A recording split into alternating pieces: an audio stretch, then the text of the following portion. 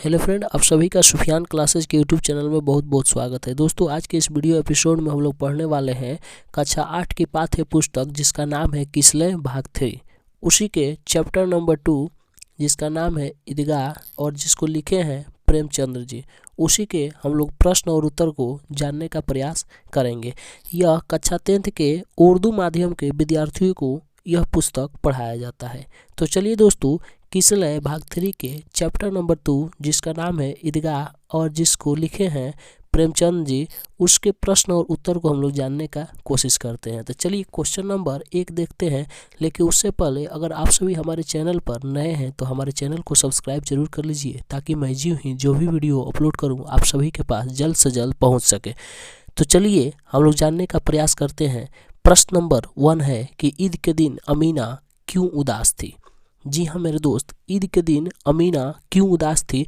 तो इसका आंसर है कि ईद के दिन अमीना इसलिए उदास थी क्योंकि उसके घर में खाने के लिए एक दाना भी नहीं था। ये रहा आपका आंसर। अगर आपके बिहार बोर्ड के एग्ज़ाम में पूछेगा, यह बहुत ही VVI क्वेश्चन है, यानी बहुत बार आपके बिहार बोर्ड के एग्ज़ाम में नॉन हिंदी के लिए पूछ चुका है कि ईद के दिन अमीना क्यों उदास थी। तो इसका आंसर यही हुआ कि ईद के दिन अमीना इसलिए उदास थी क्योंकि उसके घर में खाने के लिए एक दाना भी नहीं था। आप चाहे तो इसका स्क्रीनशॉट ले सकते हैं। चलिए क्वेश्चन नंबर 2 की ओर हम लोग चलते हैं और क्वेश्चन नंबर 2 कह रहा है कि हामिद मिठाई या खिलौने के बदले चिमटा पसंद करता है, क्यों? तो चलिए इसका उत्तर हम लोग जानने का प्रयास करते हैं। देखिए, उत्तर में दिया गया है कि बचपन में यदि बच्चा अभावग्रस्त हो तो वह वयस्क की तरह सोचने लगता है।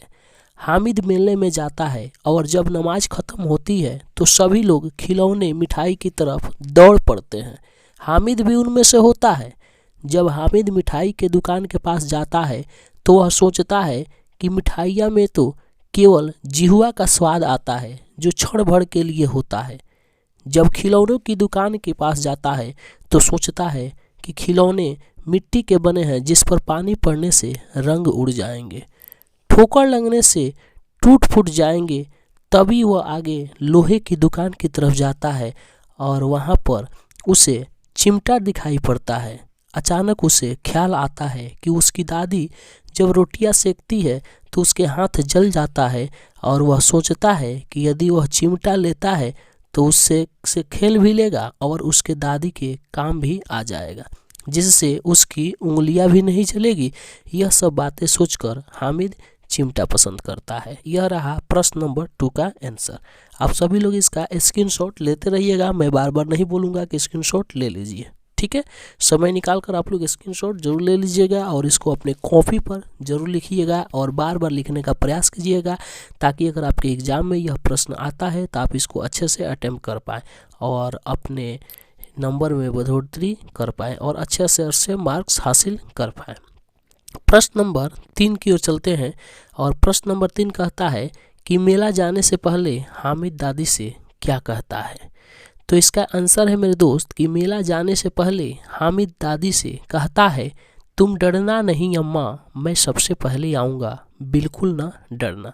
यही हामिद अपनी दादी से कहता है मेला जाने से पहले। अगर आप सभी चैनल पर नए हैं तो चैनल को सब्सक्राइब कर दीजिए, वीडियो को लाइक कर दीजिए तथा वीडियो को शेयर ज़रूर कीजिए ताकि आपके फ्रेंड, आपके सगे संबंधी भी इस वीडियो का लाभ उठा सके और अपने मार्क्स में इजाफा कर सके, ठीक है? चलिए प्रश्न नंबर 4 की तरफ आते हैं और प्रश्न नंबर 4 कहता है कि मेले में चिमटा खरीदने से पहले हामिद के मन में कौन कौन से विचार आए, वर्णन करें। चलिए मेरे दोस्त, उत्तर जानने का प्रयास करते हैं। उत्तर कह रहा है कि मेले में चिमटा खरीदने से पहले हामिद के मन में एक वयस्क की तरह विचार उत्पन्न होने लगे, यानी एक वयस्क आदमी जिस तरह से सोचता है उसकी तरह उस बच्चे के मन में विचार उत्पन्न होने लगता है कि खिलौने सभी अच्छे हैं लेकिन ले तो किसे ले। मिट्टी से बने ये खिलौने यदि हाथ से छूट जाए तो टूट जाएगा, पानी पड़ा तो रंग उड़ जाएगा। ऐसे में खिलौने लेकर वह क्या करेगा? जब वह लोहे की दुकान के पास जाता है तो चिमटा देखते ही विचार करने लगता है। दादी के पास चिमटे नहीं है, तवे से रोटियां उतारते समय उसके हाथ की अंगुलियां जल जाती है।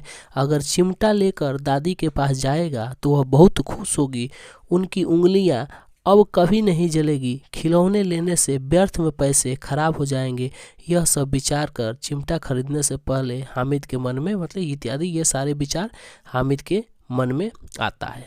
ठीक है, ये रहा आपका प्रश्न नंबर 4 का आंसर। ठीक है, यानी इसको स्क्रीनशॉट ले लेंगे और बढ़िया से लिखने का प्रयास करेंगे। प्रश्न नंबर 5 की तरफ आते हैं और प्रश्न नंबर 5 कह रहा है कि हामिद ने चिमटे को किन किन रूपों में प्रयोग करने की बात कही है।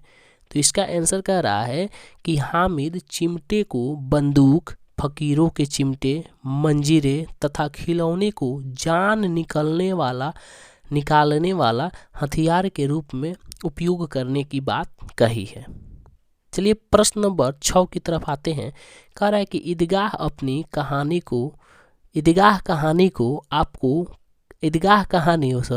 कहानी आपको कैसी लगती है, इसकी मुख्य विशेषता बताइए। ठीक है, तो इसका सही आंसर ये होगा कि ईदगाह कहानी हमें अत्यंत ही रोचक लगती है। इसकी मुख्य विशेषताएं निम्नलिखित हैं और इसकी मुख्य विशेषताएं क्या है उसको चलिए हम लोग जानने का प्रयास करेंगे। देखिए, पहला नंबर विशेषता है कि कहानी बाल मनोविज्ञान पर आधारित है और दूसरा नंबर विशेषता ये है कि अभावग्रस्त बच्चे वयस्क की तरह सोचने लगते हैं। यानी अभावग्रस्त कहने का मतलब क्या हुआ, यानी मान लीजिए किसी को खाने को ना मिल रहा हो, किसी को पैसा नहीं मिल रहा हो, ये अभावग्रस्त हो गया। यानी अभावग्रस्त बच्चे वयस्क की तरह सोचने लगते हैं। प्रश्न नंबर 3 कह रहा है कि चुनौतियां बच्चे को परिपक्व बनाती है, यानी ये विशेषताएं हैं। ठीक है, प्रश्न नंबर 3 नहीं था, उसकी विशेषताएं थी। ठीक है, अब प्रश्न नंबर 7 की तरफ आते हैं, यानी प्रश्न नंबर 7 की तरफ कह रहा है कि चिमटा देखकर अमीना के मन में कैसा भाव जगा। तो देखिए मेरे दोस्त, इसका आंसर है कि चिमटा देखकर अमीना के मन में 2 प्रकार के भाव जगे। पहला जो भाव जगा वह क्या भाव है उसको हम लोग जानते हैं। तो देखिए, कह रहा है कि कितना बेसमझ लड़का है, न कुछ खाया न पिया और न ही खेलने के लिए खिलौना लाया, यह चिमटा क्यों लाया। लेकिन जब हामिद ने कहा कि तुम्हारी उंगलियां तवे से जल जाती थी इसलिए मैंने इसे ले लिया, तो दादी के भाव बदल गए और दूसरे भाव में दादी ने सोची कि हामिद में कितना त्याग, सद्भाव और विवेक है। बच्चे को मिठाई खाते देख अवश्य मन ललचाया होगा, लेकिन बुढ़िया दादी का ख्याल बना रहा। ठीक है, तो चलिए दोस्तों, यहीं पर हमारा वीडियो समाप्त होता है, यानी कि किसलय भाग 3 के चैप्टर नंबर 2 जिसका नाम है ईदगाह। ठीक है, जिसको लिखे हैं प्रेमचंद जी।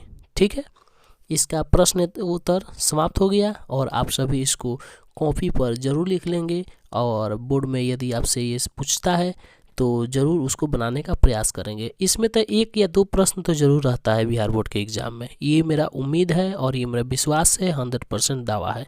तो आप सभी से मेरा ये विनती है कि आप सभी इसको यानी ईदगाह जो चैप्टर है काफ़ी ही बेहतरीन तरीके से पढ़ने का प्रयास करें और आप सभी लोग हमसे शुरू से अंत तक जुड़े रहिए जब तक एग्ज़ाम है तब तक, और उसके बाद से देखिएगा आपके मार्क्स में कितना बड़ा इजाफा होगा। तब तक के लिए मिलते हैं एक नए वीडियो के साथ।